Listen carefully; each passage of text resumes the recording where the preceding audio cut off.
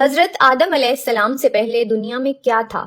یہ وہ سوال ہے جو ہم سب کے ذہن میں آتا ہے کہ کائنات میں انسانوں کے بسنے سے پہلے آخر کیا تھا؟ ایک صحابی نے حضور صلی اللہ علیہ وآلہ وسلم سے سوال کیا کہ اے اللہ کے رسول، زمین اور آسمان کو پیدا کرنے سے پہلے ہمارا پروردگار کہاں تھا؟ آپ صلی اللہ علیہ وآلہ وسلم نے فرمایا کہ تب اللہ کے سوا اور کچھ نہیں تھا، پھر اس نے پانی پر اپنا عرش بنایا، گویا یہ اس کائنات کی ابتدا تھی۔ پھر اللہ نے قلم کو پیدا کیا اور اس کو حکم دیا کہ لکھ، اور قلم نے اللہ تعالیٰ کے حکم اور اس کے علم سے قیامت تک ہونے والا سب کچھ لوح محفوظ میں لکھ دیا۔ اس کے بعد آسمان اور زمین کی 6 دن میں تخلیق کی گئی۔ یمن سے آئے ہوئے ایک وفد نے حضور صلی اللہ علیہ وآلہ وسلم سے کہا کہ ہم آپ سے دین کی سمجھ اور قلم کی ابتدا جاننے کے لیے آئے ہیں۔ تو آپ صلی اللہ علیہ وآلہ وسلم نے فرمایا، جس کا مفہوم یہ ہے کہ سب سے پہلے صرف اللہ تھا، اس کا عرش پانی پر تھا، پھر اس نے قلم پیدا کیا، اس قلم نے لوح محفوظ پر قیامت تک ہونے والے تمام واقعات لکھ دیے، پھر آسمان اور زمین کو پیدا کیا گیا۔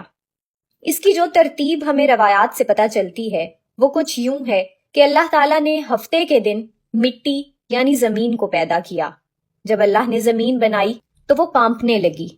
پھر اللہ نے اتوار کو اس میں پہاڑ بنائے زمین کو سہارا دینے کے لیے، ایسے جیسے اس میں کیل ٹھونک دیے۔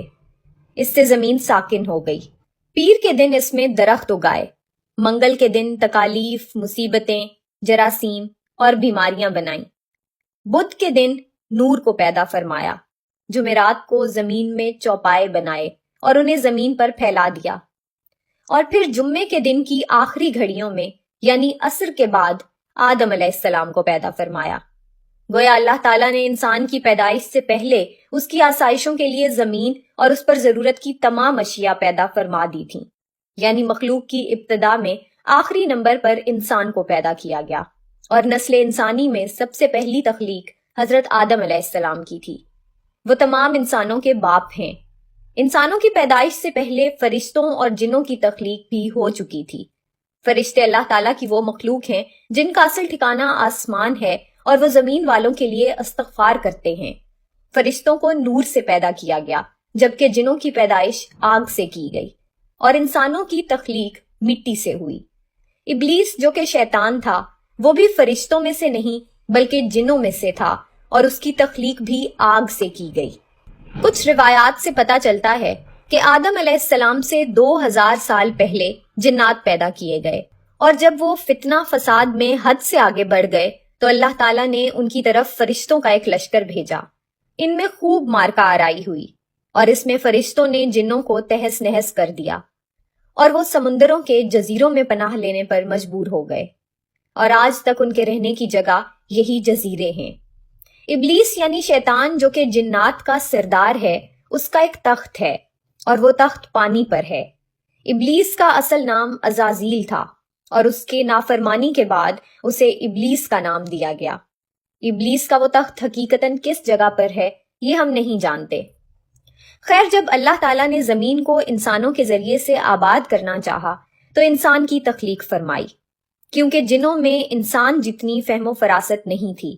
کہا جاتا ہے کہ جنوں میں سب سے زیادہ علم رکھنے والا جن انسانوں میں سے ایک 10 سالہ بچے کے برابر عقل رکھتا ہے۔ اللہ نے انسان کی تخلیق کر کے اس میں روح پھونکی۔ پھر اللہ نے فرشتوں سے فرمایا کہ میں زمین پر اپنا نائب بنانے والا ہوں۔ فرشتوں نے اللہ سے پوچھا کہ ایسی مخلوق کو کیوں پیدا کرتا ہے جو زمین پر فساد کرے اور خون بہائے، اور ہم ہر وقت تیری تعریف اور پاکیزگی بیان کرتے ہیں۔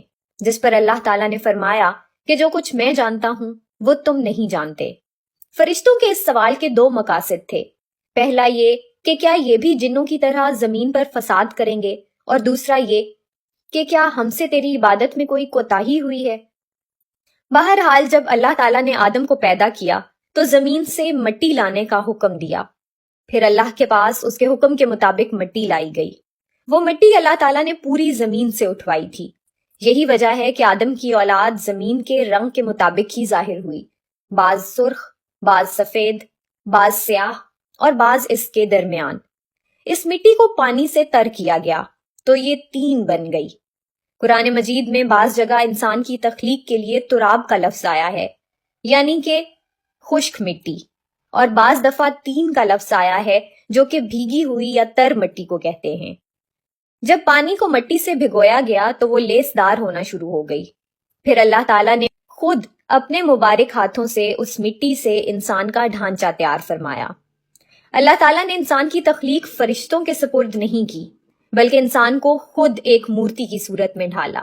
اس کے بعد ایک مقررہ مدت تک اس کو چھوڑے رکھا، یہاں تک کہ وہ گیلی مٹی خشک ہو گئی اور اس کا رنگ سیاہ ہو گیا اور اس میں سے بدبو آنے لگی۔ پھر وہ خشک ہو کے کھنکھناتی مٹی بن گئی اور آخر میں آگ پر پکی ہوئی مٹی کی صورت اختیار کر گئی، جسے قرآن پاک میں فخار کہا گیا ہے۔ اس مٹی کے لیے اور بھی کچھ الفاظ قرآن مجید میں ملتے ہیں، مثلاً ہمایون یعنی سیاہ مٹی، مسنون یعنی بدبودار مٹی، سلسال یعنی کھنکھنا کر بولنے والی مٹی۔ تخلیق آدم اللہ تعالیٰ کا ایک کرشمہ ہے۔ انسانوں کو ایک بہترین شکل عطا کی گئی۔ اس وقت انسان کا قد بہت لمبا تھا اور ان کے بعد آنے والے لوگوں کے قد گھٹتے چلے گئے۔